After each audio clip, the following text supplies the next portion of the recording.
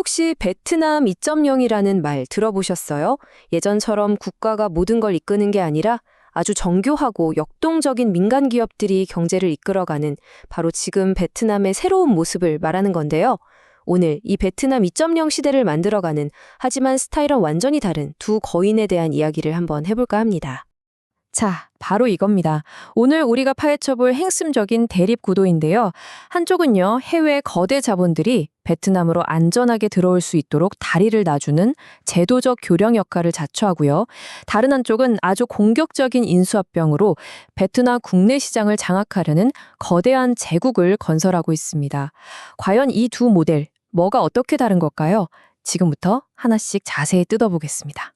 자, 그럼 첫 번째 거인부터 만나보죠. 바로 비나캐피탈입니다. 이름 그대로 비나캐피탈은 베트남에 투자하고 싶어 하는 전 세계의 돈들에게는 가장 믿을 만한 일종의 공식 채널 같은 곳이죠. 이 타임라인을 한번 보세요. 20년이 넘는 역사가 한눈에 들어오죠? 2003년에 이미 런던 증시에 펀드를 상장시킬 정도로 시작부터 글로벌하게 놀았고요. 벤처 캐피탈, 그리고 최근에는 물류까지 꾸준히 영역을 넓혀왔습니다. 여기서 핵심은 뭐냐면 바로 안정성과 신뢰입니다. 지난 20년간 베트남 시장에 룰 자치를 만들어온 그런 플레이어라고 볼 수 있는 거죠. 40억 달러. 우리 돈으로 하면 어마어마하죠. 이게 바로 비나캐피털이 움직이는 돈의 규모입니다. 총 운용 자산인데요. 이 숫자 하나만 봐도 이들이 베트남 경제 전체에 미치는 영향력이 어느 정도일지 짐작이 가시죠?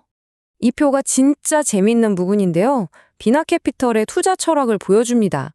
특히 저 첫 번째 사모펀드식 접근이라는 게 핵심이에요. 보통 상장된 회사에 투자하면 그냥 주식 사고 파는 거잖아요? 근데 이들은 달라요. 직접 이사회에 들어가서 경영에 목소리를 내고 투자 조건도 하나하나 다 비공개로 협상해서 위험을 줄입니다. 그러니까 주식을 사더라도 마치 회사 전체를 인수하는 것처럼 깊숙이 관여해서 가치를 키워 나간다는 거죠. 자, 그럼 이제 완전히 다른 스타일의 두 번째 거인을 만나볼 시간입니다. 바로 뱀부 캐피탈 그룹, BCG죠. 비나 캐피탈이 신중한 전략가라면 BCG는 아주 빠르고 역동적인 야전사령관 같은 느낌입니다. 국내 시장을 중심으로 제국을 건설하는 힘이죠. 70개 이상, 이게 뭘까요? 바로 BCG가 거느리고 있는 자회사, 계열사 숫자입니다. 와, 이 숫자 하나만 봐도 이 그룹이 얼마나 거대하고 복잡하게 얽혀 있는지 감이 오시죠. BCG의 생태계 모델이 어떤 모습인지 이 차트가 딱 보여주네요. 보세요. 신재생에너지부터 건설, 금융, 부동산까지 지금 베트남에서 가장 뜨겁다는 분야는 다 하고 있죠. 한쪽 사업이 좀 주춤하더라도 다른 쪽에서 받쳐줄 수 있도록 아주 탄탄한 포트폴리오를 만든 겁니다. 네, 그래서 핵심이 바로 이겁니다. 이 70개가 넘는 회사들이 그냥 따로 노는 게 아니에요. 서로가 서로를 도와주는 일종의 시너지 효과를 노린 거죠. 예를 들면 이런 식이에요. 건설자회사가 그룹의 에너지 발전소를 짓고 또 그룹의 부동산, 아파트를 짓고 모든 게 내부에서 착착 돌아가게 설계된 겁니다. 그럼 이제 이론은 그만하고요. 이 두 거인이 실제로 맞붙는 현장으로 한번 가보겠습니다. 바로 베트남의 미래가 걸린 신재생 에너지라는 전쟁터죠. 자, 이 표를 한번 보세요. 두 회사의 접근 방식이 얼마나 다른지 숫자로 딱 보입니다. BCG는 직접 대규모 태양광 발전소나 풍력 발전소를 짓는 통합 개발사에 가까워요. 반면에 비나캐피탈은 좀 더 안정적으로 이미 지어진 공장 지붕에 태양광 패널을 설치하거나 거대한 LNG 터미널 같은 인프라에 돈을 넣는 기관 투자자의 모습을 보여주죠. 개발이냐, 투자인가, 그 차이가 명확하게 보이죠. 이건 BCG의 배포가 얼마나 큰지 보여주는 단적인 예인데요.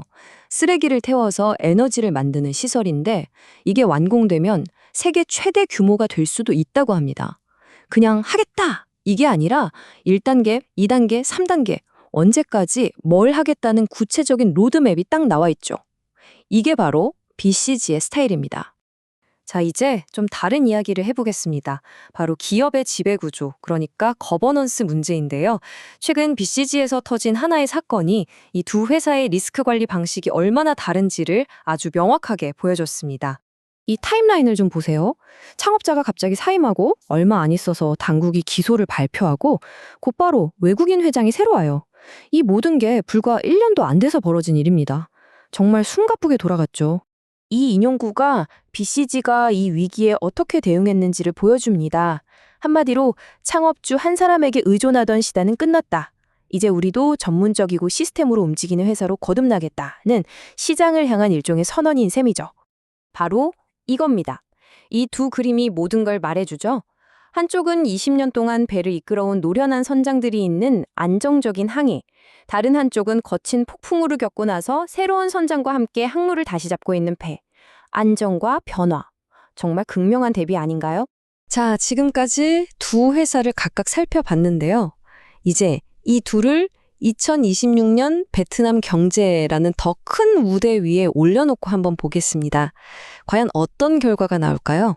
바로 이 배경입니다. 아무리 기업 전략이 좋아도 이 거시경제라는 현실을 비껴갈 순 없죠. 2026년의 베트남 경제. 과연 이 환경은 두 거인에게 기회가 될까요? 아니면 위기가 될까요?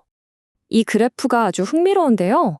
2026년 베트남 경제 상황을 요약해 줍니다. 제조업, 그러니까 수출은 11.5%나 성장하면서 아주 잘 나가요. 그런데 소매 판매, 즉 내수 소비는 그에 못 미치죠. 이게 뭘 의미할까요? 밖으로는 돈을 잘 버는데 안에서는 사람들이 지갑을 잘 안 연다는 뜻입니다. 이건 두 회사에게 완전히 다른 신호로 다가올 수 있습니다. 자, 그럼 두 회사가 마주한 상황을 한번 정리해 볼까요? 금리가 오르는 건 당연히 부담이죠. 이건 역풍입니다. 비나캐피탈은 주가가 자산 가치보다 낮게 평가받는 게 숙제고, BGG는 아무래도 리더십 위기 이후에 시장의 신뢰를 회복해야 하는 과제가 있죠. 하지만 강력한 순풍도 불고 있습니다. 만약 베트남 증시가 신흥시장으로 등급이 올라가면 외국인 자금이 어마어마하게 들어올 수 있거든요. 게다가 정부가 10% 성장이라는 목표를 내걸고 밀어주고 있으니 이것도 엄청난 기회죠. 그래서 마지막 질문은 이겁니다. 베트남 2.0이라는 새로운 시대를 만들어가는 이 레이스에서 과연 누가 최후의 승자가 될까요? 안정성을 무기로 한 절제된 기관 투자자일까요? 아니면 민첩함으로 승부하는 공격적인 대기업일까요? 이 두 거인의 경쟁을 지켜보는 것이 바로 베트남 경제의 미래를 읽는 열쇠가 될 겁니다.